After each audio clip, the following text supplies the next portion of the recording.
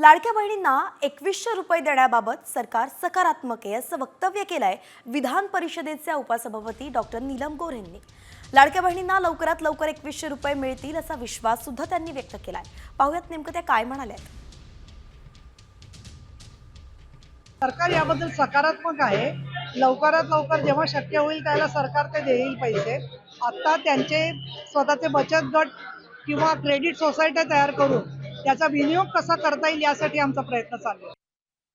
लाडक्या बहिणींना 2100 रुपये देण्याबाबत सरकार सकारात्मक आहे असं वक्तव्य केलंय विधान परिषदेचे उपसभापती डॉक्टर नीलम गोऱ्हे यांनी। लाडक्या बहिणींना लवकरात लवकर 2100 रुपये मिळतील असा विश्वास सुद्धा त्यांनी व्यक्त केलाय। पाहूयात नेमकं त्या काय म्हणाल्या। सरकार याबद्दल सकारात्मक आहे। लवकरात लवकर जेव्हा शक्य होईल त्याला सरकार ते देईल पैसे। आता त्यांचे स्वतःचे बचत गट किंवा क्रेडिट सोसायट्या तयार करून त्याचा विनियोग कसा करता येईल यासाठी आमचा प्रयत्न चालू आहे।